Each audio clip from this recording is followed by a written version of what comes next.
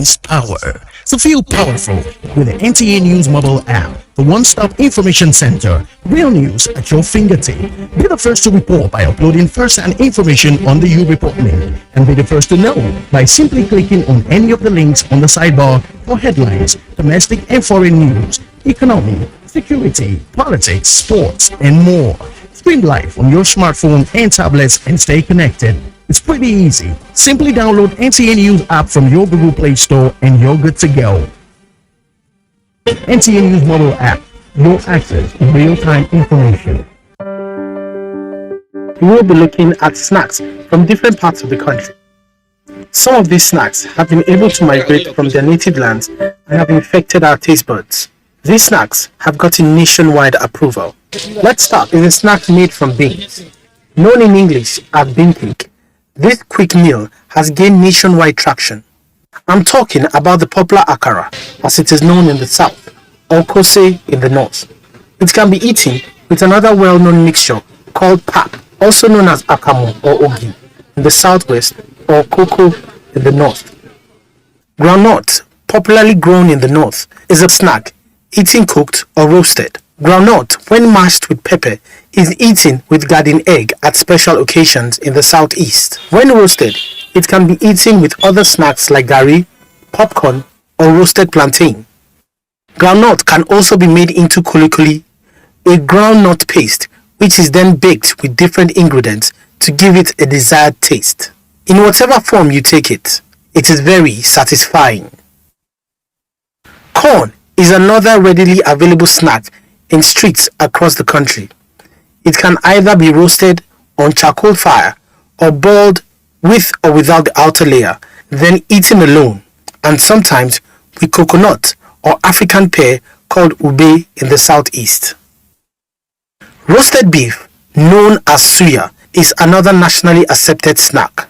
Originating from northern Nigeria, suya is achieved in a slow and tenderly cooked method over charcoal fire while being seasoned with specially prepared spices. It is mostly sold by northerners in the evenings and at night time along street corners. Finally, we end with kola nut, said to be grown in the southwest, consumed in the north, and celebrated in the southeast. Kola nut has been able to traverse the whole country. It is a good source of caffeine, which may be why long-distance drivers have it handy when on the road.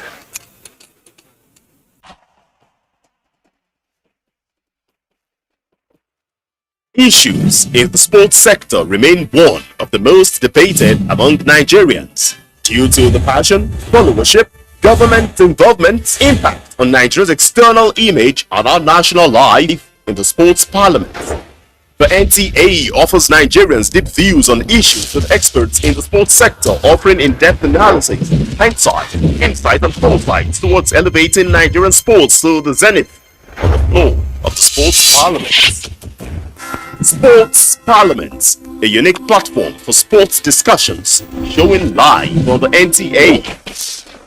Keep a date with the parliamentarians. You guys have it.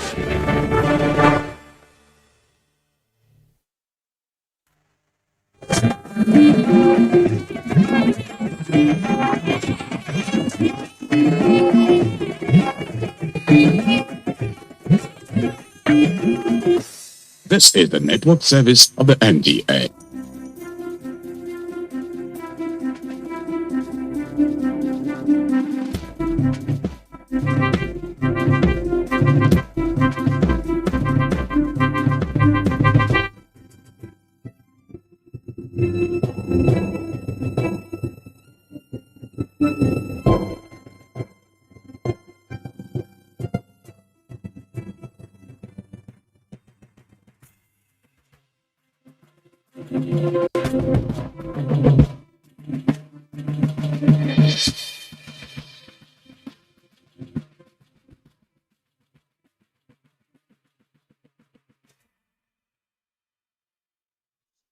Hello and welcome to yet another exciting edition of your program, Corruption Must Go, ICPC's weekly television program.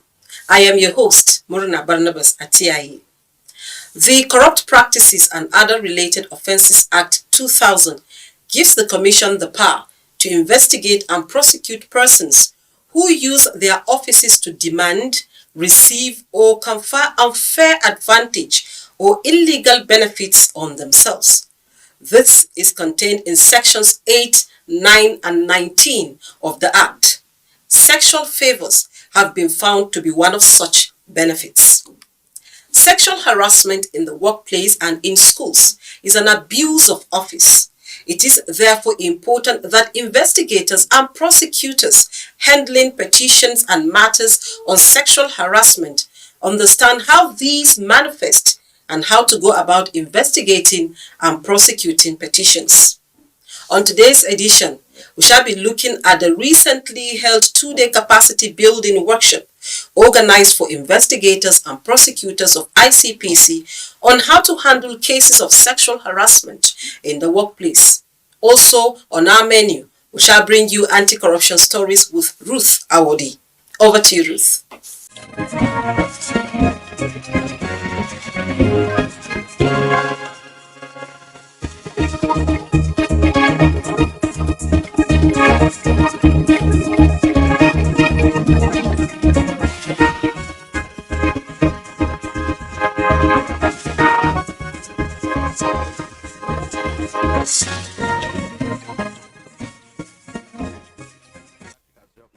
Thank you, Muna. Welcome to this segment on anti-corruption stories. I am Ruth Awodi. A federal high court sitting in Abuja has ordered the final forfeiture to the federal government of 120 million naira traced to a primary school teacher, Mrs. Roslyn Ebua, and her accomplices by ICPC. The forfeited money as well as cars form part of the 540 million naira proceeds of crime traced to Mrs. Ebua, a teacher with Ozala Primary School, Abagana, Anambra State.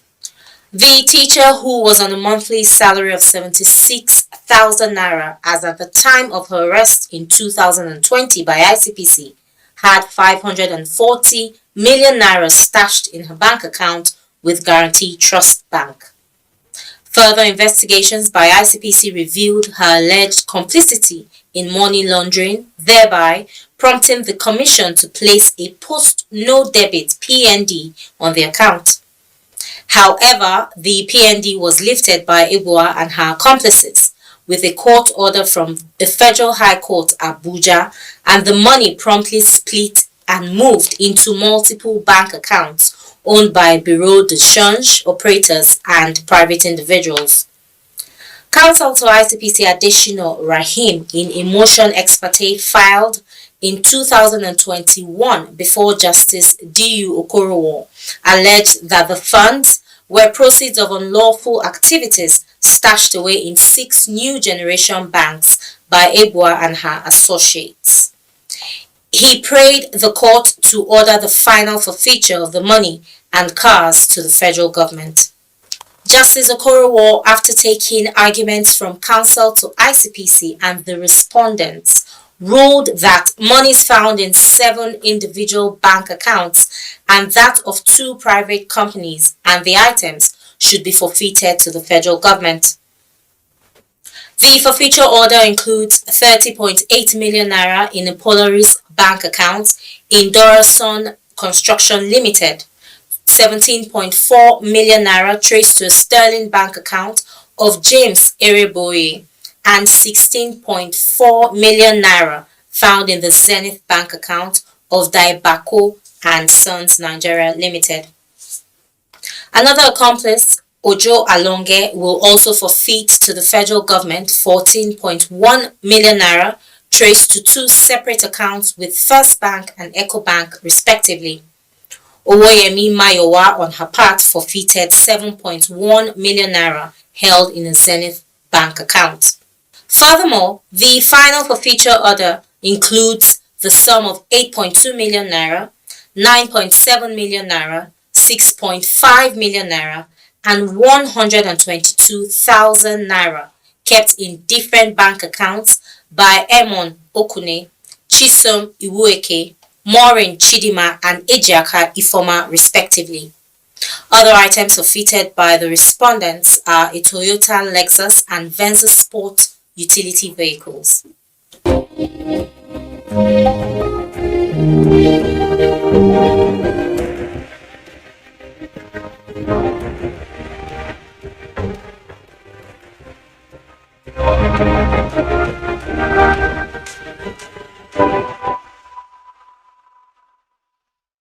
another development, ICPC has said that the Commission will partner with the Open Government Partnership (OGP) to develop the Third National Action Plan (NAP). Speaking during a courtesy call by OGP, the ICPC Chairman Professor Bolaji Owasonye SAN, who was represented by a board member, Honorable Justice Adamu Bello, commended the team for recognizing the work of the Commission and for their support to the country. He further assured the team that the Commission will support the development of the Third National Action Plan.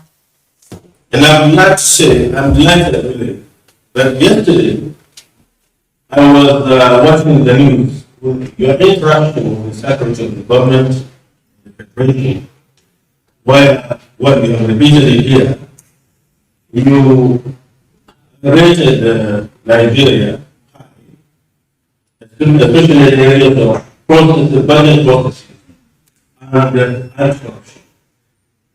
So as an anti-corruption agency, I assure you the ICPC is doing all it can within its powers, within its mandates, to see that corruption is brought down in Nigeria to the bare minimum. That is an undertaking that we do as your stakeholders. The OGP co-chair, Mr. Aidan Eyakuze, commended ICPC for her doggedness and commitment in the fight against corruption. He said that the OGP team was very proud of the agency for checking corruption and ensuring various measures are put in place to ensure a transparent government. The Open Government Partnership (OGP) is a multilateral initiative that aims to secure concrete commitments from national and subnational governments to promote open government, empower citizens, fight corruption, and harness new technologies and strengthen governance. That would be all on this segment. Corruption Must Go continues with Mona. Stay with us. Fellow Nigerians, do you know that constituency projects are actually your projects? Do you know that constituency projects are funded by the federal government?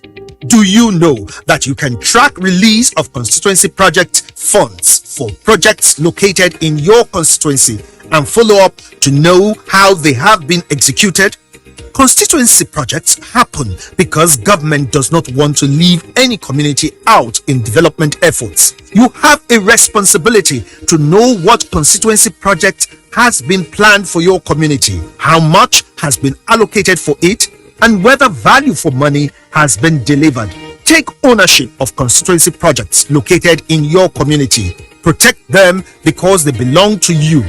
Government knows about your needs and is planning for you. Government needs your help to ensure quality delivery. Know that constituency projects are actually your projects. Protect your constituency project. My constituency, my project. For information on funds allocated to projects in your constituency, call 0800 2255 4272. This message is from the Independent Corrupt Practices and Other Related Offences Commission and the National Orientation Agency. If you're just tuning in, this is Corruption Must Go, and our focus is on a 2-day capacity building workshop for investigators and prosecutors of the Commission on how to handle cases involving sexual harassment. The training was in collaboration with the Ford Foundation and held at the ICPC headquarters, with officers in state offices joining virtually at large. Let us hear from the chairman of the Commission. The Commission is enjoying collaboration and partnership of Ford Foundation on sexual harassment for 2 years now. I am confident that this will continue and no citizenry and society at large will reap the reward of our hard work. Section 8 and 19 of the ICC Act allows the Commission to investigate and prosecute persons who use their offices to demand, obtain, or receive property or benefits from another person, or those who use their offices to gratify or confer corrupt or unfair advantages. Sexual favors have been found to be one of the topmost benefits in quotes unscrupulous elements in society have conferred on themselves and others.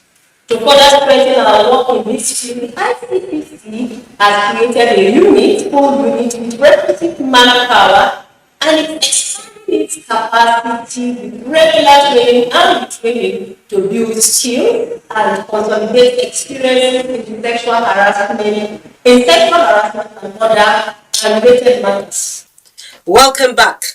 Kicking off the presentations, two of the facilitators, Mr. Sadot Anjuma, an investigator, and Mrs. Peace Arocha, a legal practitioner, shared their views on best practices for successfully investigating and prosecuting sexual harassment cases. Take a listen on what they have to say.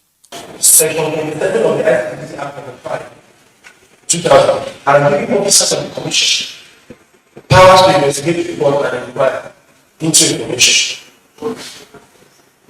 It just means that ICC can invite and investigate any public officers for alleged corrupt practices and abuse of office, including sexual gratification. Furthermore, let's determine investigative steps we carry out when conducting sexual activities. 1. We review the complaint report, that is, petition, be it formal or joint evidence stage. Investigation strategy, which serves and without it can make the investigator to watch. Relevant review of relevant policies and procedures, interview of witnesses, if found, determine their credibility, because many of them are non-cooperative due to stigma, threat to them, lack of trust and confidence in the authorities, culture of assistance of form of violence. We assess the credibility of the witnesses in a conflicting situation by rationalizing their conclusion, their motive, past record, corroboration, plausibility, complicity, etc. We also recover evidence, forensic analysis, from phones, laptop, iPads, laptops, electronic gadgets, and devices.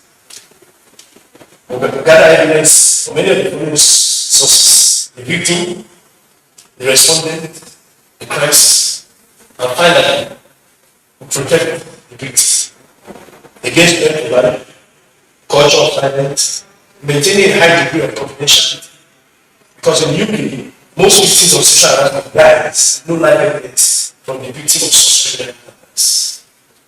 Most times, the investigation reports, they outline all what the investigation and they give their opinion, and they even recommend section to that law. The moment you read the investigation report, your mind aligns with that report. You are already subjected to their report. So to have that prosecutorial discretion and independence, it's advised that you read first of all the petition, which gives you the facts of the case, to know what the case is all about. Then you understand. After that, you can now read of that person, like a statement of the witnesses, what they have to say. As you are reading there, you are taking note of the witnesses to be tested in line, the defendant, what is the defense? Is there a confessional statement? All these things you take into consideration. And then you read everything in the file, from the beginning to the end, no matter how long it files. After doing this, you can now go to the investigation report. At this point, you already formed your own opinion, independent opinion. After reading the report, you might agree with them or you might not agree with them. You might create prayers for that investigation. But after studying the case file, you check for all these things that we said, whether a human hardship case has been established. What is the human hardship case? As the investigation is starting fast, before the court, that we need to call the defendant to come and answer questions for relying in your committee defense. Do you have available witnesses? The defendant will play himself out. what kind of effect does it have, are your witnesses ready, what are the application laws, all those things to take into consideration in forming or in arriving at a legal opinion. If after solving the case file, you feel, and after going through all the evidence that there is no case, then you write your legal opinion. Make sure that your legal opinion is detailed. Rely on authority. Domestic and Sexual Violence Response Team in her presentation of a paper titled Case Management of Sexual Harassment and DSVRT Survivors, explained the process of dealing with cases of gender-based violence, the survivors, and how the barriers to disclosure prevent service access to survivors from the Domestic and Sexual Violence Response Team. In developing or in managing a case, using a survival center, but you have to have the attitude that is actually survival center. And then you have to understand that, of course, we all have the right to live free of violence. And we also have backlog, right? Stands and the legal framework of that every person, whether in male or female, whether in child, an adult or an elderly person, you have a feel of so that is the bottom line. And then it is very important for us to understand that it is never someone's fault. That whatever violence and personal to them. And that's why I try to make that point every day, that you should never put person's dressing or appearance to justify the violence that person. It is never person's fault. It is difficult for women to speak out, not to talk of men, and not to talk of children. Why? Because our society tends to stigmatize the survivor and not the perpetrator. So we have to understand in adopting or in acquiring a father attitude, we have to understand that you should not stigmatize, blame, or shame, or dehumanize the survivor and after to power. Then you have to have this mindset. I know this is like coming from educators and investigators. It is not a business down bad. That person has told you this thing happened. Believe it. Whether it really happened, believe it. When the decision stage, let everyone follow. Then you are the person of contact. To not let it down. Somebody has come to say, this person is believe it at that point. That's one of the survival attitude we have to have. Then, do not fall for person to fulfill information. What we have to understand when we do survival, all the facts, all the information we need may not come out of us. We have to understand this person likely to be traumatized. So the first thing to hand it to the person that for fact also that person chooses to trust. Also in his presentation of a paper titled Constitutional Rights and Remedies of Sexual Harassment Survivors, Mr. Ayodeji Awobi noted that sexual harassment is a violation of the fundamental human rights of the victim and that there are adequate legal provisions in Nigeria that survivors can take benefit of. Take a listen. We'll talk about enforcement of that right. So we established the right rights. How do you go about enforcing the right? Right? It's very established that sexual harassment is a violation of fundamental rights. That's clear. It's a constitutional right that you have. You can go ahead and enforce it. Now, the proposal provides the statistics on how to enforce fundamental rights. Now, the last day know that there is what you call the fundamental rights and procedural rules that enable you to enforce the fundamental rights. The good thing with different rules is that it also enables you, if you don't want to come forward, you can enforce that right by process. So you don't come forward to enforce the right by process. Somebody can file the without statement of the case, all the things that you put there to forward, and you can actually enforce that violation. Even the back allows you to give evidence in private. So that can also be done. You can show them the evidence, in private, Now, the good news about it is that In Nigeria, people are taking the old step of enforcing this right. And then luckily, you know that anything has to be given, you have the NIC to go to. And if you're going to the NIC before, they don't joke around and limit powers. Particularly the employees. So I want to tell them that, I want to enjoy that. Looks like the government should be people of employees rather than the employer. Because if you go there with a labor-related dispute, you can be sure that they would not mess around with it. The proceedings are generally very fast, very strict, and the judgment are generally very exciting. You're still watching Corruption Must Go, ICPC's weekly television program.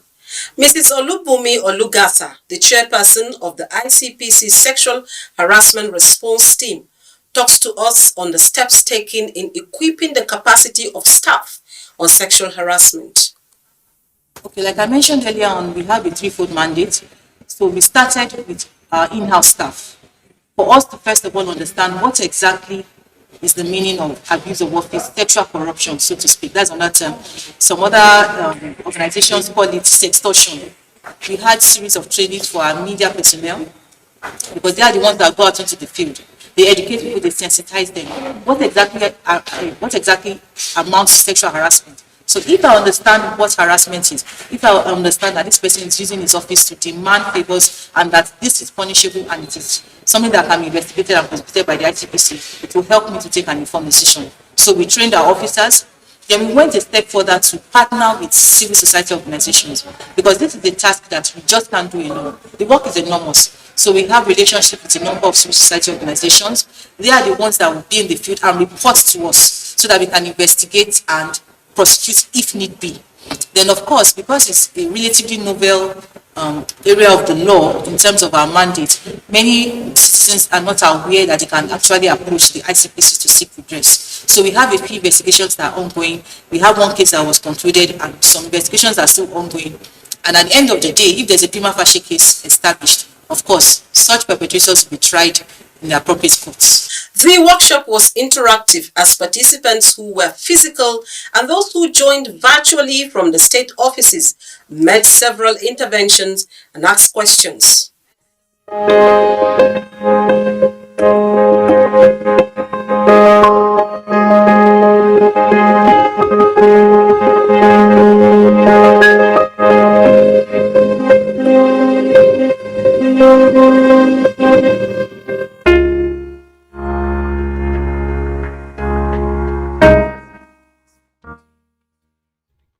The two-day capacity building workshop on sexual harassment is the fifth in the series, organized in collaboration with Ford Foundation. It is believed that as this collaboration continues, in no distant future, the citizenry and the society will be the final beneficiary. That's our package on today's edition.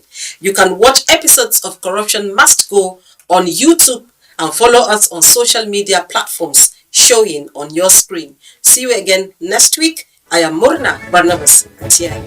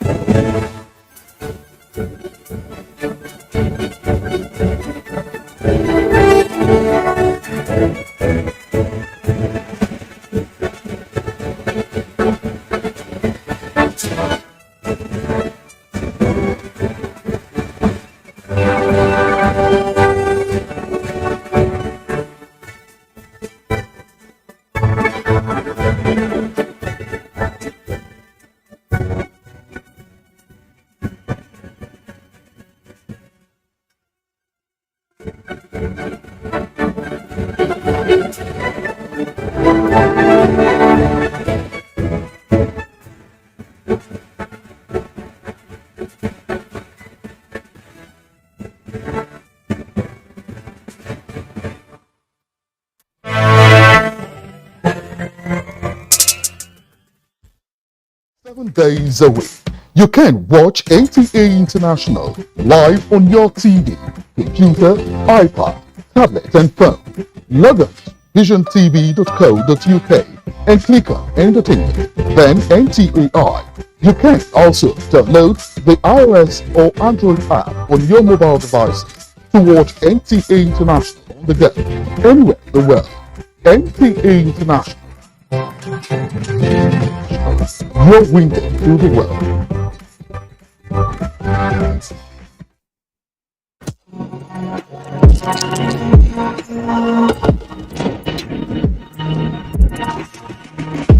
What limits you? Nothing.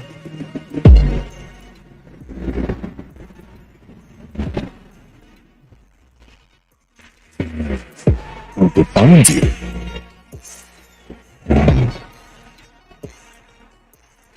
No one.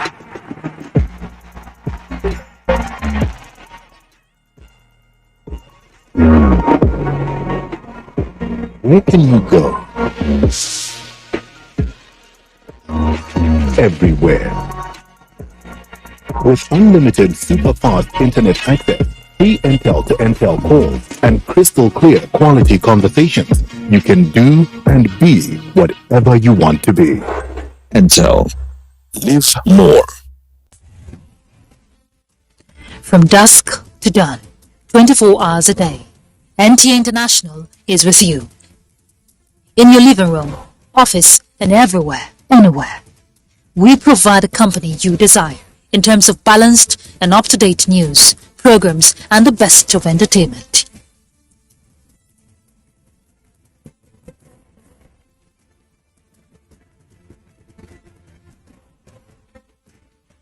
Tune in to DSTV channel 251, Go TV channel 91, Freeview channel 264, or live streaming via www.visiontv.co.uk.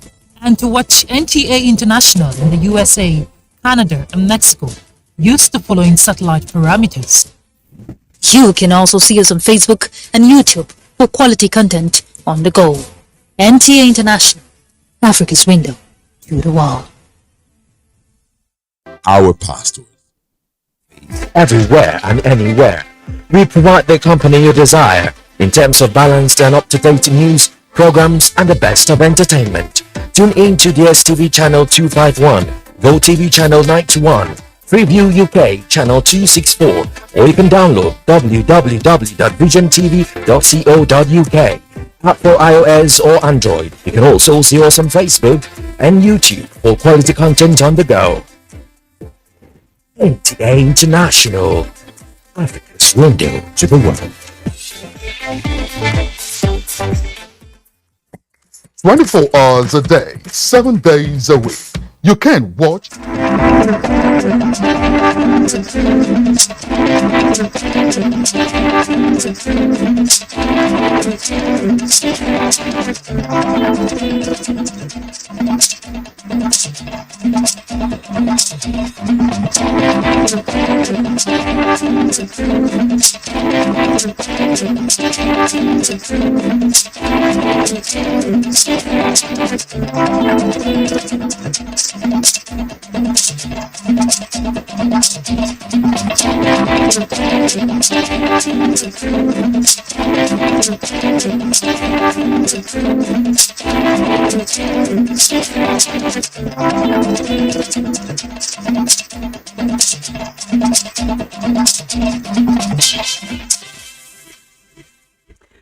Hello and welcome to Nationwide on the network service of the NTA. We thank you for joining us. I am Lydia Odije Ochi.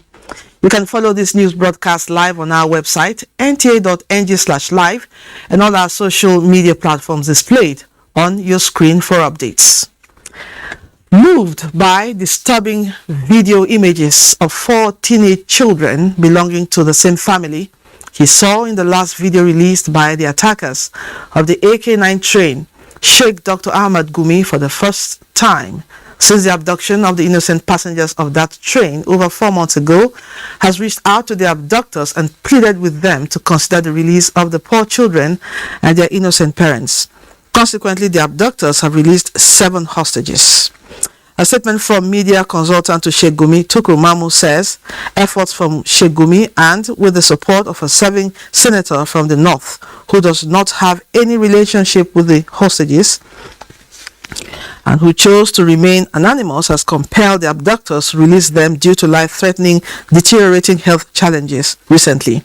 Also released is a 60-year-old woman, one Hajia Aisha Hassan, who was said to have been released due to life-threatening health challenges.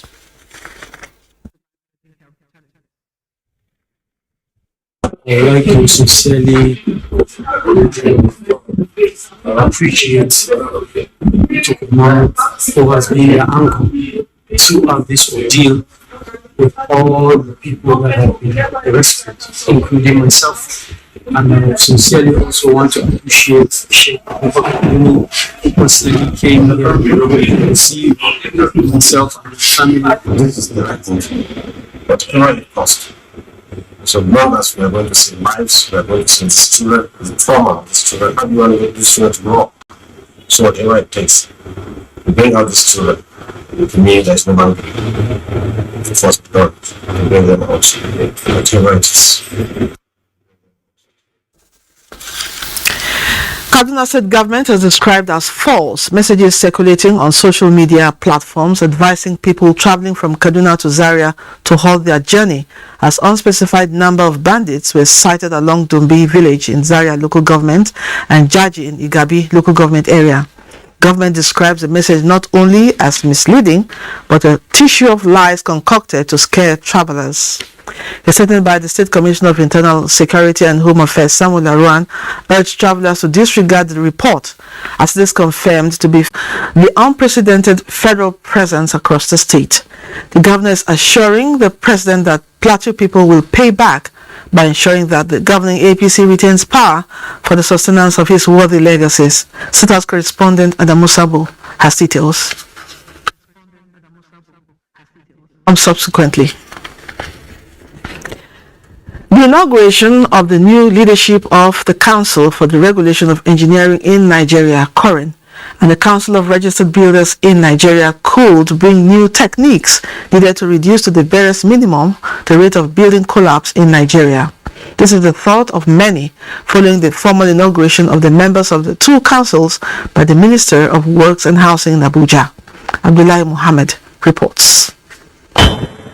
It could be human error or the penchant for cutting corners, and the outcome ugly. The ushering of new set of professionals and the driving seats at the councils that regulates the practice of engineering and building, analysts say, could beam a ray of hope.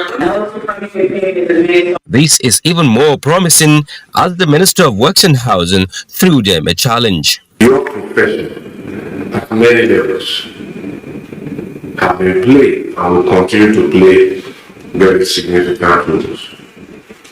And nothing will help Nigeria more than a display of professionalism by those who lead, who define, who recruit, who regulate, who certify membership of the engineering profession. And for the members, it's a new beginning with a new approach. We will make sure that the engineering activities, especially the infrastructural development, is done with all necessary engineering technicalities up to date. We are coming here with a lot of experiences and dedication because, as it is rightly said, professionalism about being ethical and being very honest. It is both a public and government expectation that practitioners maintain continued competency and that the Council monitors professional development activities of practitioners. Boosting the confidence of the engineers is the ongoing COREN Engineering Assembly, which charges its members on the domestication and development of codes, standards, and regulations as panacea for infrastructure failure in Nigeria. In Abuja, Abdullahi Muhammad, NTA News. The federal government says it is determined to reposition the Nigeria Immigration Service for better service delivery to Nigerians. Osinachi Abraham reports that Minister of Interior Rauf Aregbesola stated this at the rollout of enhanced e-passport and inauguration of e-passport production center in Port Harcourt, South Nigeria. The minister, who was accompanied by representatives of heads of security agencies and top immigration officers, says the introduction of the e-passport has made the application process easier, as Nigerians can now apply from the comfort of their homes with their national identification number, name, and also pay the fees required without physical contact. And the passport you have today in terms of security, is of the highest standard. No nation on this earth has a more secured passport than what Nigeria has. We are strongly committed to the reforms on online application and payment process to ensure that we eliminate all forms of unnecessary meddlesomeness which often promote some corrupt practices. Rivers State Deputy Governor Ipalibo Harry assured the service of an enabling environment to carry out their lawful duty. I'm happy and delighted to find that we are here that applicants for passports no longer need the services of third parties to obtain their passports. That's a great delight for us. It's a great encouragement for our people. The new e-passport process will, among other things, help fish out criminal-minded officers and reduce sharp practices to the barest minimum. In Port Harcourt, Osinachi Abraham, NTA News. 5 amended regulatory instruments of the Nigerian Communications Commission are undergoing review for industry players to make contributions for viable service delivery. The exercise is to align NCC's operations with recent developments in the telecommunications industry globally. Chimdima Ndubisi has details. NCC, the watchdog of the nation's telecommunications industry, focusing closely on strict compliance of standards and guidelines by operators. Dynamism of the telecommunication industry with the deployment of 5G network expand the task of the Commission. Going by expectations of investment growth and influx of new devices, the review of these 5 regulatory instruments, type approval, short code operations, technical specifications for deployment of communication infrastructure, advertisements and promotions, as well as consumer code of practices becomes necessary to give the user satisfaction and ensure environmental safety. 5 years will be how much time we should allow any regulatory instrument, to be used. We normally make our rules in a manner that is consultative. In the draft type approval regulation, there is now provision for experimental license to import telecommunication devices for test run before seeking final approval for full importation. Added a new clause on reasons whereby the company can revoke a license to a device. The main 3 ones are the threat to national security, if there's a defect, and it was approved through fraud. If, let's say, a manufacturer has a new ban, the previous device cannot serve as an approval, so we don't have to revoke the approval. Now, what we have done is to solely make it the responsibility of the Commission to allocate shortcuts, manage shortcuts, and administer shortcuts. Some industry operators registered reservations on parts of amended sections which NCC promised to reconsider.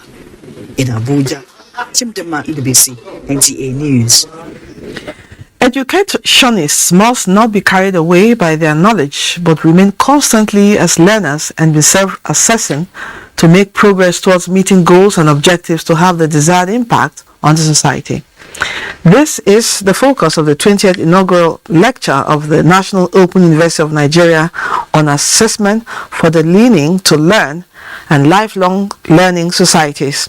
The lecturer believes that a lifelong learner must develop the ability and willingness to be self-critical, self-correcting, flexible in thinking, open to new ideas, decisions, skills, and behavior. Assessment should be able to induce the use of modern technologies for the collection of data in order to draw relevant conclusions and judgments that are helpful to individual learners, educational institutions, and the educational system as a whole. Every day we have to learn. The basis of existence is to relearn. And then some of those things that you have learned, you have to change them because of new facts, because of new situations. Assessments are needed not only to confirm and verify what learners have learned, but helps the learners to understand the next steps ahead in learning and in life. Our documented research findings on patient satisfaction with services provided under the National Health Insurance Authority has been presented to critical key players in the health sector. Elizabeth Omori reports that the research was carried out by the Nigerian Medical Association and the Center for International Private Enterprise to identify challenges of HMOs, enrollees, and other key players. The signing of the National Health Insurance Authority Act by President Muhammadu Buhari is said to have informed the research carried out in Aba, Onitsha, Lagos, and Kano, with the aid of validated tools involving 1,043 respondents. This aims at not only determining accountability, but make healthcare services available to the teeming Nigerian populace. The Minister of State, Health, Dokuman Kama Joseph Nkama, who received the document, stressed the need for monitoring and evaluation of the scheme for improved service delivery. This is a commendable effort as it provides an opportunity for feedback and engagement of stakeholders, which will assist decision makers on national health insurance policy in Nigeria. Distance of health facilities, waiting time, quality of service, and delay in payment are some of the challenges identified by the researchers. We urge all to see this report not as a commendation or condemnation, but a tool for engagement and reform to move from the present situation to the desired direction and destination. The research is bringing out the gap which the president of Psychiatric Association of Nigeria pointed out, and that's the right thing to do, evidence-based. Now we know that mental health is not included, it should be included. To attain universal health coverage, they advocate full utilization of benefits available within the social insurance space. In Abuja, Elizabeth Omori, NTA News. I told you earlier, Governor Simon Lalong of Plateau State expressed formal appreciation to President Muhammadu Buhari for what he called the unprecedented federal presence across the state. We now have Adamu Sambo's report. Take a look. Governor Simon Lalong, who is also the chairman of the Northern Governors Forum and Director General of the Tinubu Shetima Presidential Campaign Organization, is here to say thank you to President Muhammadu Buhari. He enumerated 7 major recent additions to the federal presence in Plateau made possible by the president. We just got approval making University of Jos as a cancer center. I saw about 3-point-something billion approved and a special center for cancer. So it's not a small achievement. The president approved the establishment of an orthopedic hospital, the only one in the North Central, and he approved Plateau State. He also approved the establishment of a federal medical center in Wase. Another one is the Federal Polytechnic, starting this year. Mr. President also approved the conversion of our College of Education, Pansin, to a Federal University of Education, and immediately approved the establishment of another Federal College of Education. We were just celebrating that one. When we understand that Mr. President has also approved the establishment of the Nigerian Law School, the Zonal Law School for North Central, and is established in Jos. Governor Lalong said a high-powered delegation from Plateau State is soon to be in Abuja to formally show gratitude to President Muhammadu Buhari for his magnanimous disposition to the home of peace and tourism. The fact that the president has done these things in Plateau State, the best thing you can do to the president is to follow his direction on whoever will take over from him. That is one way of paying him back for what he has done. Today, the confidence is placed highly on the people of Plateau State by the appointment of the man that is going to spearhead the campaigns. So if we lose that election, it means we don't have confidence in President Muhammadu Buhari. The governor used the forum to react to media reports that Khan demands that he rejects his recent appointment as Director General of the APC Presidential Campaign Organization because of the Muslim ticket being fielded by the party. I don't even know where they are. I hold a papal knight. And as a Catholic, everything we do, we send the advice to the Pope. The Pope has not told me that what I'm doing is bad. But generally, as a governor of a state, I'm not responsible to only my faith. When it comes to politics, it's a matter of choice, matter of interest. All we are talking about is good leadership, which can come from any religion. I am a member of the APC. I will say a founding member of the APC. I don't do anti-party activities. If at any time some people who wanted to be VT lost out and they are using religion, they should not use me to help them. Governor Lalong was emphatic that the people of Plateau will stand to be counted in the task of protecting and sustaining President Buhari's legacies by voting massively for the APC in the forthcoming elections. From the State House, Adamu Sambu, NTA News. You're still watching Nationwide. Let's go back to Lagos now, where Hingino is standing by. Hello, Hingino. Hello, Lydia, and welcome to Lagos. In a matter of months, Ibejuleki local government area of Lagos State will be on the map as another industrial hub, hosting the nation's first deep-sea port, a private refinery and fertilizer plant, among others. Ahead of full commercial operations by these economic entities, what is the traffic situation along the corridor? Adeni Itayo is here to fill us in. It is a typical day along Lekki Epe Expressway with horn blaring, traffic dragging, and tempers flaring. The gridlock knots and unknots depending on the time of the day and on how much people like Kolawole Tajudeen, a traffic warden, can put into it. It will take you nothing less than 1 hour or 2 hours to get to this spot. The distance of not even up to a kilometer. Rosemary is frustrated with the traffic and has to make some hard choices in order to cope. It's terrible. I had to change my children's school 3 times because of this traffic. Ezekiah Isaac is happy that Awuyaya, one of the trouble spots along the axis, is now receiving attention.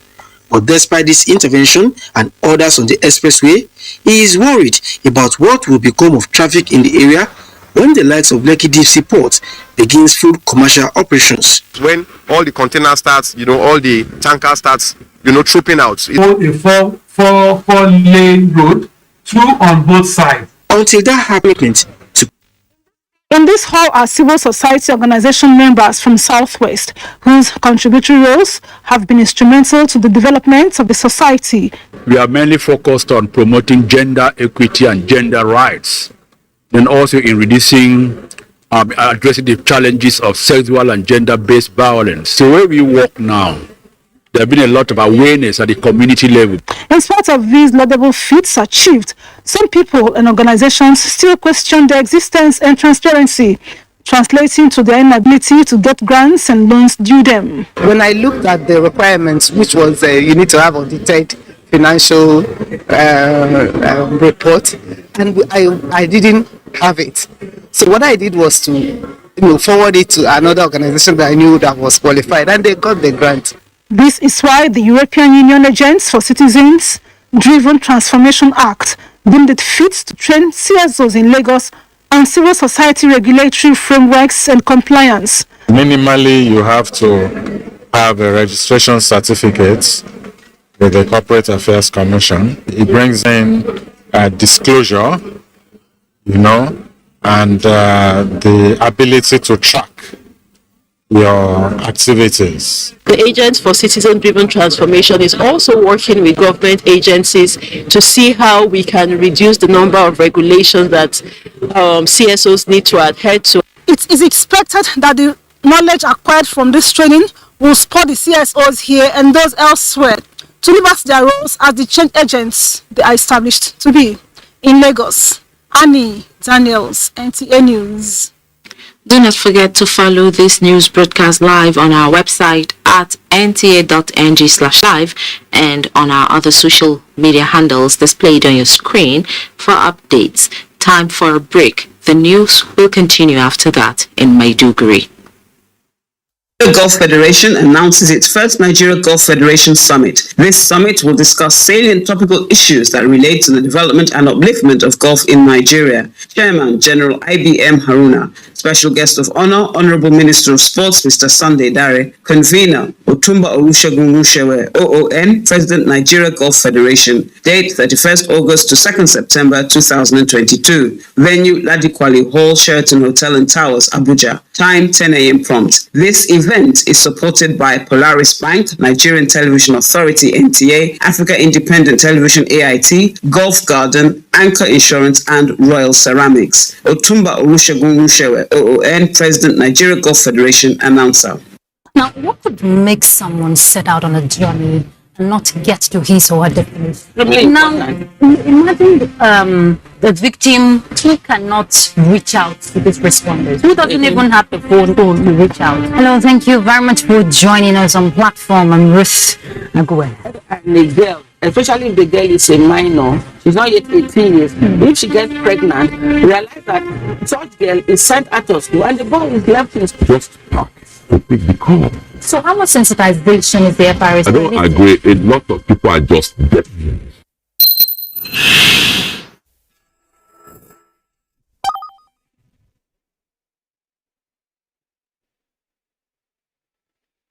Do you run a breast or cervical cancer service? Are you a private or public laboratory, clinic or hospital that offer any of breast imaging, cervical cancer screening, HPV vaccination, or other breast or cervical cancer services?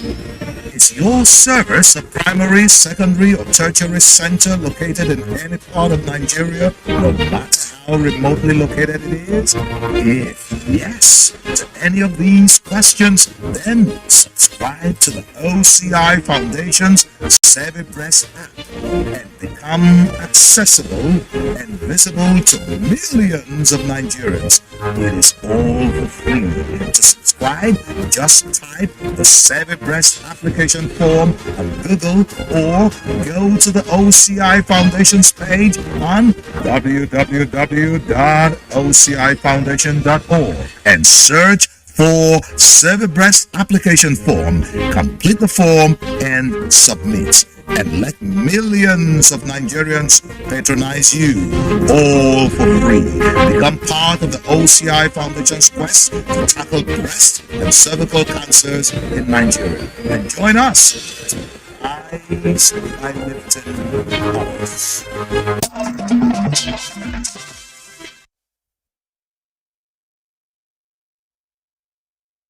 Thanks for staying with us on Nationwide up to this moment, and this is Maiduguri Network Center.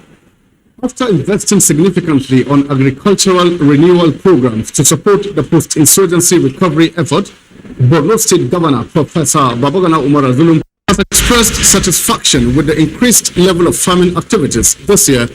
The governor made this known during an on-the-spot assessment of some farmlands along Maiduguri-Mafa route, where he interacted with farmers on their fields. Mohammed Guni will now bring us the rest of the story. The present administration has always emphasized the need to resuscitate agricultural activities hampered by the 12 years of insurgency to ensure food security, as continued dependence on food aids from donor partners is not tenable.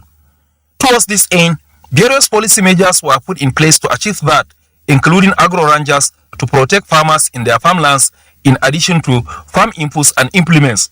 Governor Zulum's on-the-spot assessment visit to farmlands extended over 60 kilometers shows that farmlands not cultivated for about 8 years have been tilled this year, where the governor also interacted with the farmers who said they have been farming without any challenges. The governor, who expressed delight on the progress recorded in this year's farming season, said the state government will continue to support farmers with tractors and other farm implements. We just received a letter from the National Security Advisor banning the usage of the urea as well as the nitrogenous phosphorus and potassium fertilizers. And it will not augur well for government of Borno State to procure it. But nonetheless, we are investing heavily on liquid fertilizers.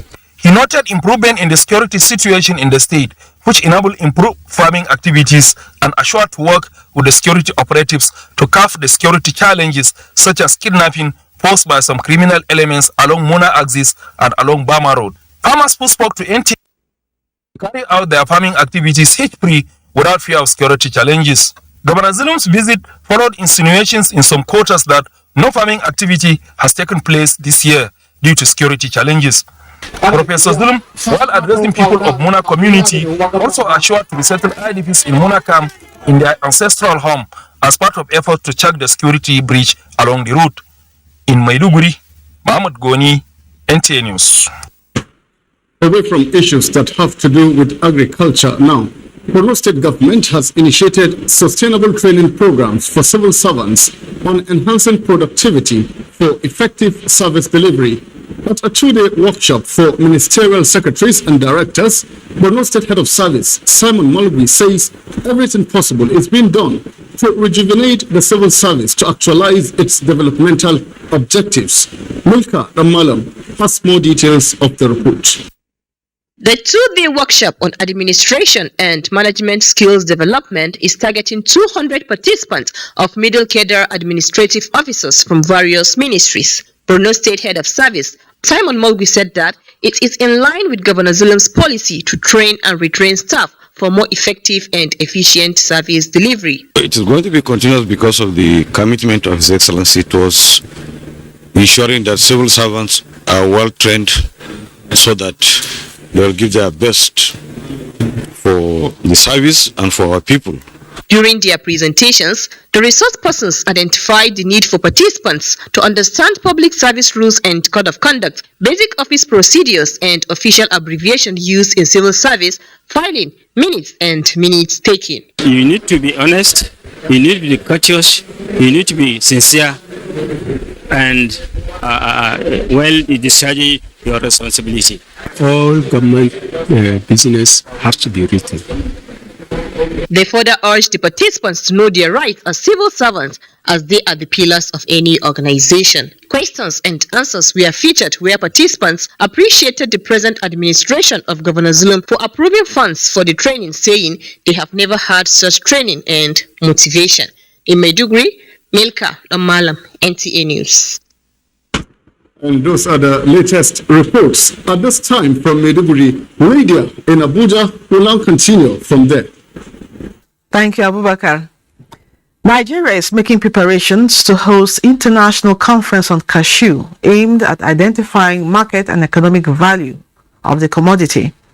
Minister of Agriculture Mohammed Mahmoud Abubakar said government is also looking at the possibility of banning export of raw cashew nuts not processed. He reiterated the ministry's commitment to collaborate with stakeholders in the cashew value chain towards enhancing the quality seedlings, increase production and income generation. Usually it's something of this size coming to Nigeria. I think it's going to improve on so much. Not just cashew. Somebody might come in for the cashew conference and then maybe see an opportunity to invest in other sectors of the agriculture. So it's something that we're happy to collaborate with you, to work with you, and to see that it's a big success, so that tomorrow. And of course, at this time, hosting this program is very cut and time.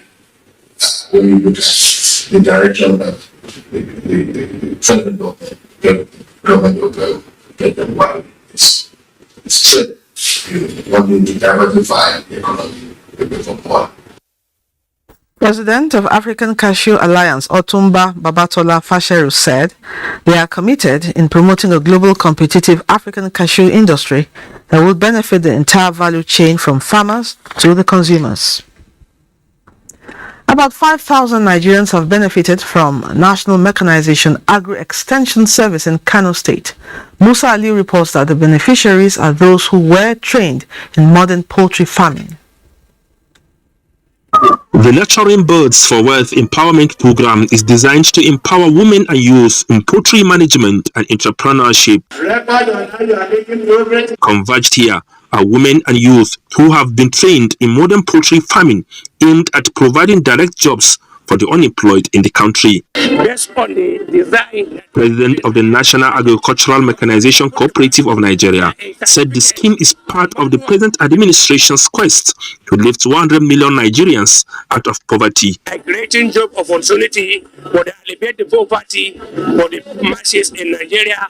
That's why we are supporting the mission of the transformation agenda of Mr. President, diversification agenda from oil sector to non-oil, meaning farming, mechanization system farming. We come to our office and we can give the condition. If after the finish, we want to build the farm for you and put it. For the beneficiaries, it is a life-changing experience. Thank you to NAMS and President Buhari for this opportunity that they have given to us. They are going to benefit us not just now, but for many more years to come. Grateful to collect all this from federal government. Thank you very much for all this empowerment. Each beneficiary will get a farm equipped with birds, feed, shelter and vaccine. Musa Aliyu, NTA News.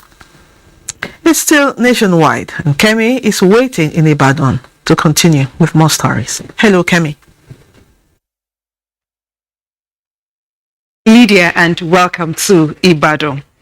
The General Officer Commanding 81 Division Nigerian Army, Major General Umar Musa, says the Army is committed to training of soldiers and officers to enhance professionalism.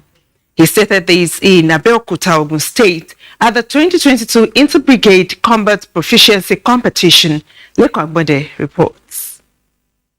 The GOC 81 Division Brigadier General Umar Musa represented says the 2022 Inter-Brigade Combat Proficiency Competition is part of the vision of the Chief of Army Staff for a professional army. The need for enhanced and qualitative training in the Nigerian Army is more needed now than ever. This is as a result of the security challenges bedeviling our dear nation. It is therefore in this line with the Chief of Army Staff vision, which is to have a professional Nigerian army ready to accomplish a mission within a joint environment in defense of Nigeria. The brigade commander, 35 Artillery Brigade, Alamala, Brigadier General Isa Mahadi Abdullahi, stresses the need for the participating squads to play by the rules and avoid cheating and shortcuts to attain the essence of the competition. It will be a worthwhile for you. As such, I want to implore each and every one of us to adhere to the rules so that we have a hitch-free competition. The training exercise covers weapon handling, physical fitness, map reading, combat swimming, drill competition, among others. Lekon Agbonde, NTA News. Academic staff of the three Kwara State-owned colleges of education and colleges of Arabic and Islamic legal studies under the umbrella of Joint Academic Staff Union of Tertiary Institutions, JSUTI, have suspended their 2-month-old strike in principle. This follows signing of an agreement between the state government and the union on payment of new minimum wage and consequential adjustment of members of JSUTI. Kendi Omolosho reports.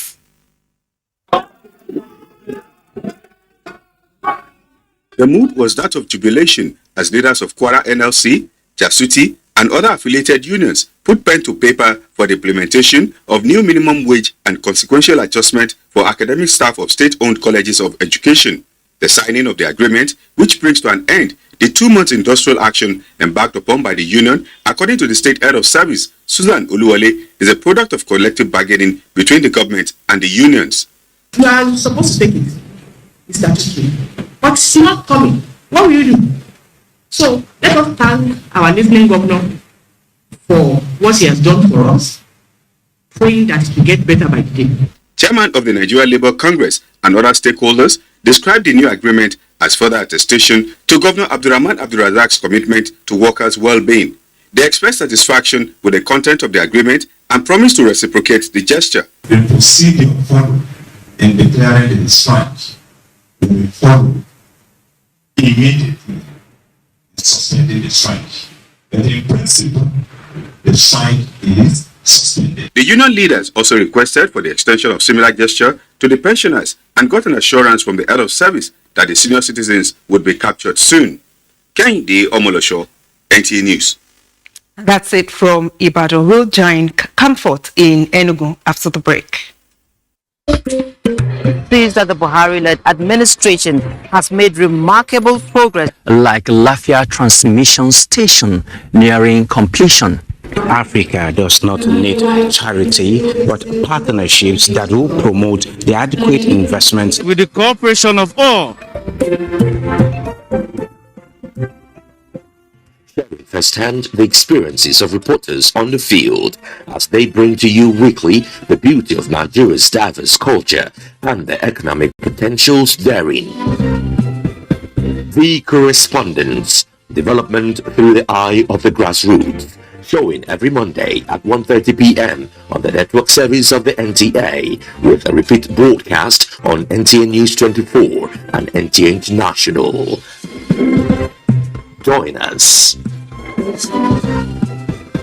Nigerians, elections are here again. Let us shun violence. Let us play the game according to the rules. Do not be a thug. Say no to violence. Let's rise and defeat violence, crime, and sabotage against the peace of our nation. Nigeria is the only country we have. We must do everything to keep it united. We must avoid any act that promotes hate and disintegration. Say no to separatist movement, terrorism, fake news, hate speech, religious bigotry, and any act that tends to divide us as a nation. Watch out for strange gatherings and suspicious movements. Restrict access to sensitive documents and data, the disclosure of which may damage national security. Educate your staff and family, particularly on measures to safeguard information and report security breaches. Apply relevant legal security guidelines to protect yourself and your neighbors. Due to misinformation and wrong choices, some idle persons resort to vices in their greed to get rich quick. They resort to kidnapping, killings for rituals, and other heinous crimes. Avoid wrong use of the social media. Before you broadcast that false message, think twice. Ask whether it will promote peace or violence. For safety at home, still be security conscious. Educate your household on safety tips. Report all suspicious movements and persons to the security agencies nearest to you. Be a good citizen. Be patriotic. To pass security information, please call 0813-222-2105,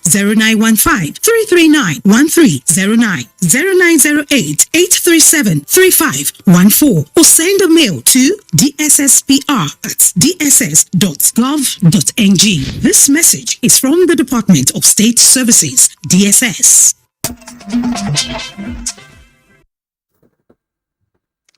Before we join Comfort at Enugu, let's take some more reports. The collaborative efforts between Niger State Government and Nigeria Academy of Science in stemming the increasing wave of gender-based violence has recorded significant achievement with increase in reported cases and development of standard operating procedures and training manual on the management of the menace. This was evident during the presentation of scorecard by critical stakeholders of the one-year initiative at the State-End Gender-Based Violence Summit and project closeout ceremony. Fatima Aliyu was there. The collaborative efforts is therefore designed to create a pathway to addressing gender-based violence through sustained sensitization, provision of support for its survivors, which has continued to yield positive results. Within the year under review, out of 175 rape cases reported, 8 convictions were made, 77 prosecutions, while 60 cases are undergoing trials. President of the Nigerian Science Academy, Professor Ekana Braid, joined the meeting via Skype. This process may be slow, but there is a significant improvement on what it used to be. A lot has to be done. We need to break gender norms, cultural barriers, and some traditional practices. Many segments of the communities are effectively mobilized to participate in fighting GBV issue in the state. Even before the GBV committee was set up, I've already started a move on the VAP Act law, that's violence against persons, as a private member bill, and alhamdulillah it has been assented to. Panelists at the event, including legal practitioners and human rights activists, as well as representatives of traditional institutions, took turns to give an overview on how the successes recorded can be sustained. With the end of the one-year collaborative efforts in sight, Niger State government says it is committed to consolidate on success recorded through training of stakeholders and creation of sexual assault referral centers in general hospitals across the 25 local government areas in the state. In Mina, Fatima Aliu, NTA News. As countries face threats of insecurity, relevant agencies are expected to partner at all fronts to ensure mitigation of impact of these threats. Kenneth Nanim reports that the National Center for the Coordination of Early Warning and Response Mechanism came knocking at the doors of the National Orientation Agency for a collaborative action towards solving challenges of human security. Established in June this year through Executive Order 12 under ECOWAS instruments governing the regional peace and security architecture of West Africa, the National Center for the Coordination of Early Warning and Response Mechanism has the mandate to deal with every challenge that threatens the well-being of the Nigerian people, with emphasis on human security. With issues of crimes, human rights abuses, public health, climate change and environmental challenges, terrorism and other security concerns on the increase, it becomes imperative that agencies come together and galvanize action at the peak of time. Our agency's mandate is to improve the preparedness of strategic institutions, to work with civil society as well, in promoting a culture of resilience and readiness in our public life, in our communities, and within our strategic institutions. The National Orientation Agency is quick to grab these hands of fellowship extended to it, to play a complementary role ensuring that relevant authorities and the citizens respond to early warnings against emergencies. Early warning sign is very apt in security matters. Even recently, the NSA sent us a letter requesting that our Chief Orientation and Mobilization Officer should begin to enlighten the public on the recruitment of child soldiers. That's a proactive attempt. The partnership initiative is also expected to leverage the wide reach of the National Orientation Agency's desk officers across the 774 local government areas of the country to thrive. Kenneth Nanim, NTA News. It looks like Comfort is ready now, so we'll go over to Enugu to join Comfort for her reports. Comfort? Lydia, and welcome to Enugu Network Center. As agent of peace and social development, women have been charged to rise to the task of promoting the core values of love, tolerance, and peace in their homes and the society. Wife of the Enugu State Governor, Monica Ugwani, gave this charge while flagging off the 2022 Women August meeting in Enugu State. Susan Eze has the details. Women, the home, peace, and bridge builders. This theme for this year's August meeting captured the message of the wife of the governor as she emphasized the lack of peace and love in many homes and the nation at large, calling on women to rise and fill in the gaps as bridge builders. Noting that though this would be her last August meeting as wife of the governor, Mrs. Ugwani assured the women that she would continue to connect with the Enugu Women Monthly Prayer Networks and the annual August meetings.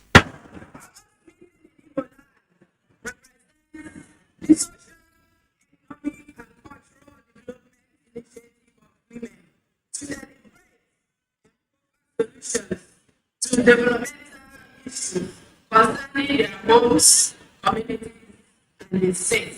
Talks on building sustainable homes, getting it right with the boy child, and prevention and management of cardiovascular diseases and diabetes were delivered by experts in these fields.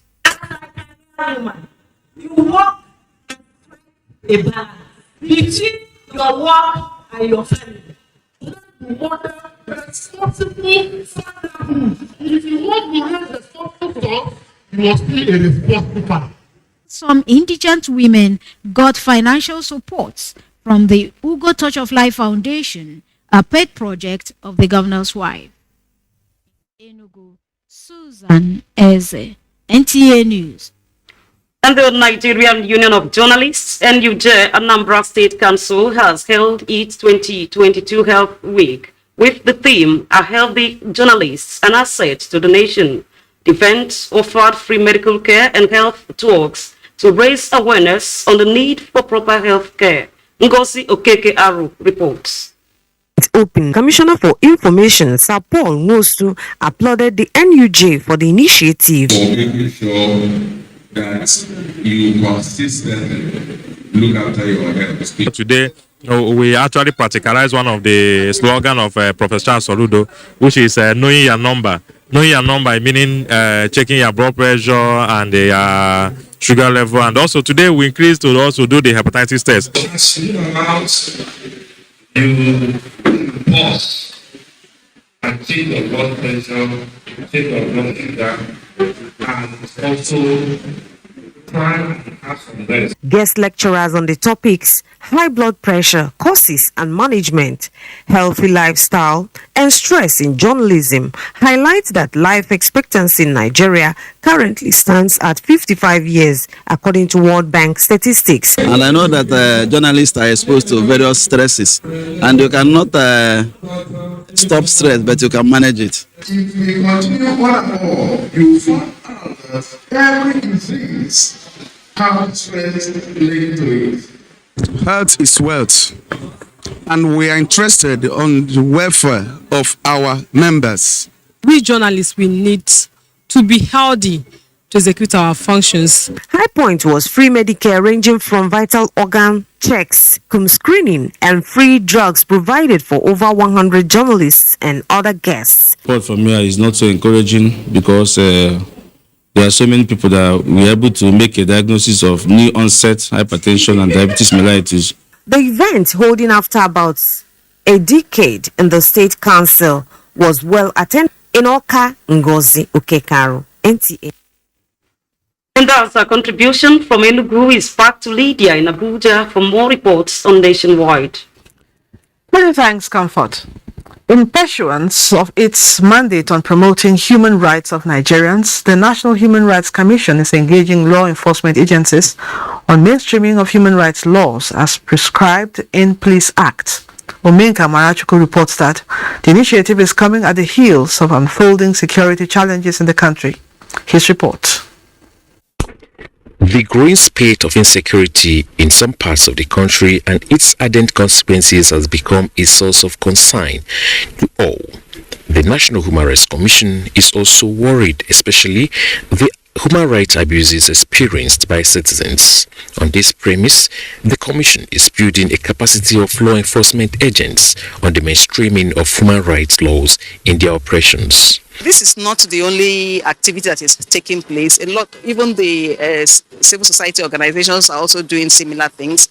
So together, we harness our efforts and hope that we work towards having police and law enforcement agents that respect human rights. The police duties will always brush or interface with human rights of Nigeria. So today's training will actually empower them, strengthen their capacity to observe international best human rights norms and standards while carrying out their police duty operations. We expect the participants to have a better understanding of their role as police officers and for them to ensure that the police is a primary agency set up by government to protect the human rights of citizens. The workshop also seeks more improvement in law enforcement with regards to human rights.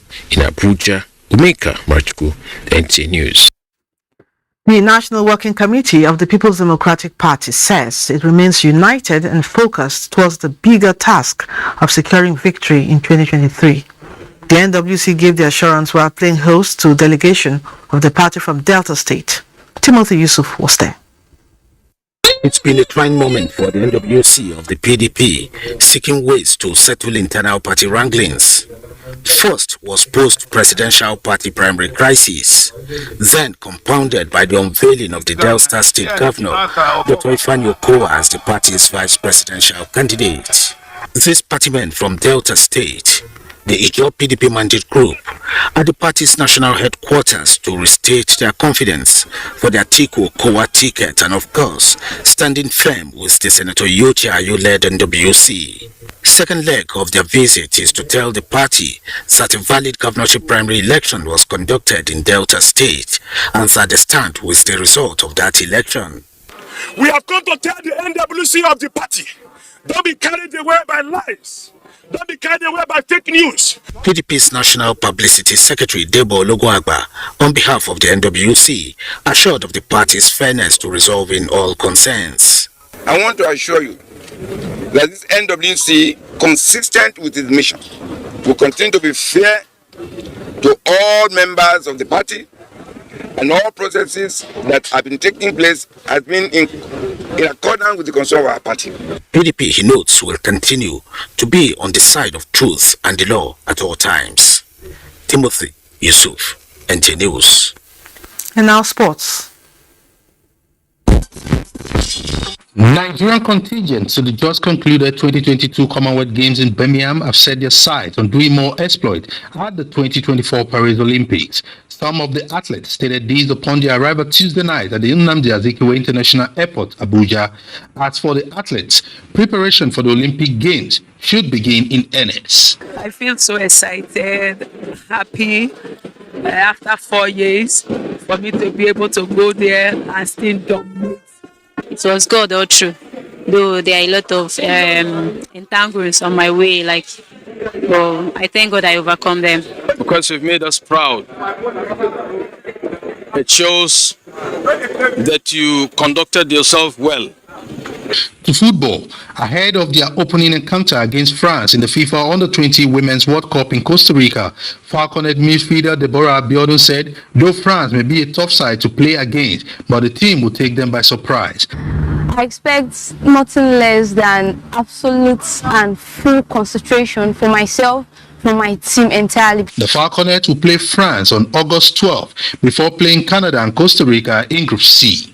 Still on football, engineers in the country have been encouraged to be professional in their dealings as they play a pivotal role in the structuring of the country. These were the summation of stakeholders at the opening football game to mark the 2022 Nigerian Society of Engineering Week. It's a networking event, and that's one of the reasons why we are having these games. Men has to invest, and private individuals too, have to invest in sports to grow sports so that we can rear our talents. And finally, to tennis, 23 Grand Slam singles champion Serena Williams has indicated plan to retire from tennis after the US Open. Serena has won 73 singles titles, 23 Grand Slam singles, 14 Grand Slam doubles, and 4 Olympic gold medals during the duration of her career. With Sports Update, Oche Ngbiri, NTA News. And that concludes Nationwide. Thank you for being a part of it. But before we go, don't forget to join NTA in the campaign against rape and rapists. I am Lydia Odijoche. Good evening.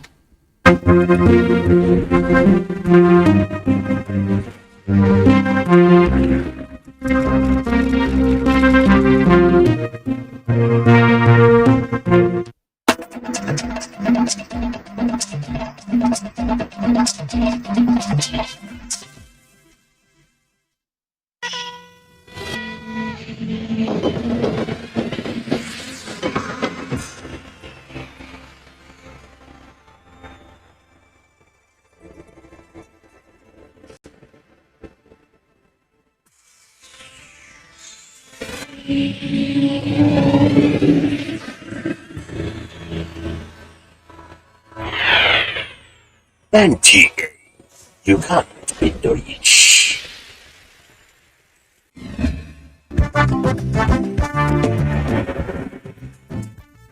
And there's a start.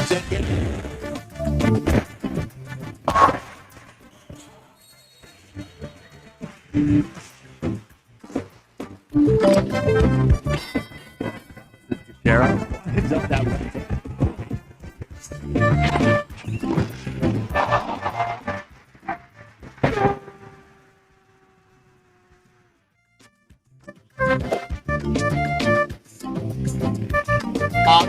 of basketball. Go! He hung on that net like a stork up a tree. NTA Sports 24 brings you all sports, all time and all day. Tune in to watch NTA Sports 24 on Star Times Channel 270, Star Facts on Channel 434, and Free TV on Channel 731. NTA Sports 24, where sports thrive.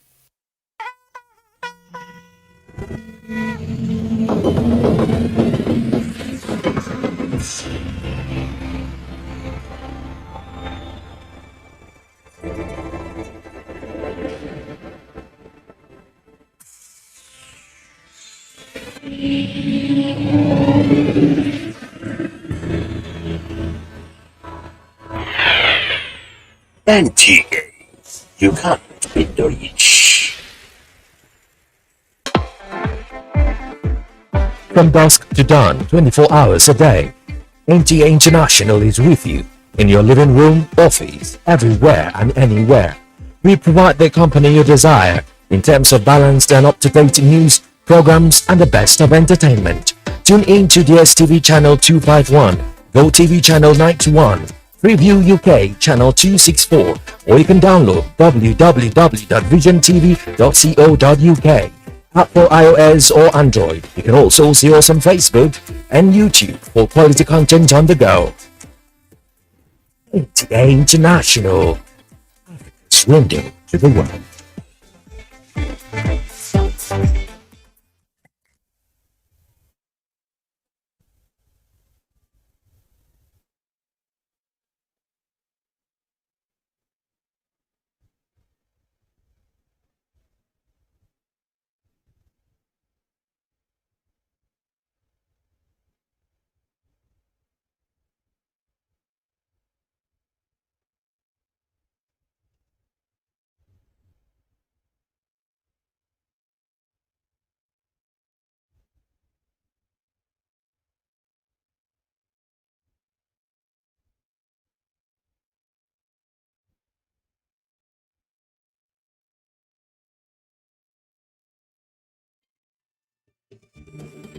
Hello and welcome to Competition of Champions.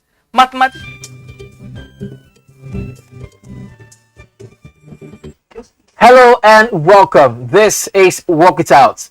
Are you a student out there and you're thinking you want to be on this program? Go ahead, watch and learn. My name is Israel Efe-Robo. This is Work It Out. I'm not here alone. My quiz master, Buki Egboche, is also here. Buki, welcome. Thank you.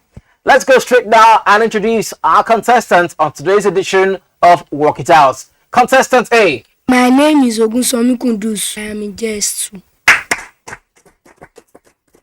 Contestant B. My name is Olatobara Moturayo. I'm in JS3. Contestant C. My name is Omokungwe Michael. I'm in JS3. Contestant D. My name is Aina Chikemeka. I'm in JS3. Stay with us as so much the fun starts here and it starts right now. You're welcome once again to this competition. Thank you, ma'am. There are 3 stages in the competition. In stage 1, you have 5 seconds to answer your questions. In stage 2, you have 10 seconds. In stage 3, you have 15 seconds. That means you must be very fast in solving, okay? All right. And for the first stage, your questions are numbered 1 to 16. So you pick a question number when it's your turn to answer. Is that okay? Good luck. I'm going to start with contestant A. Let's have your question. Number 5. Question number 5. Multiply 7 by 8. Tell me the answer once you are ready. 56. That's correct. Contestant B. Number 2. Number 2. What is 2.5 hours in minutes?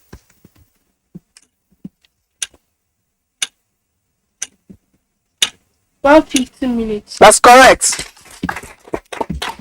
C. Number 4. Number 4. Simplify 2 raised to power 2 plus 3 raised to power 2 minus 2.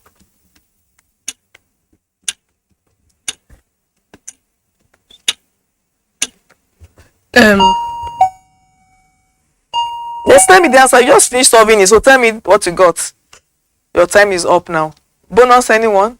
Yes, B? 11. 11 is correct. Thank you. That's a bonus for contestant B. D, your question. 8. Question 8. Find the sum of 7 naira 50 kobo, 6 naira 25 kobo, and 1 naira 35 kobo.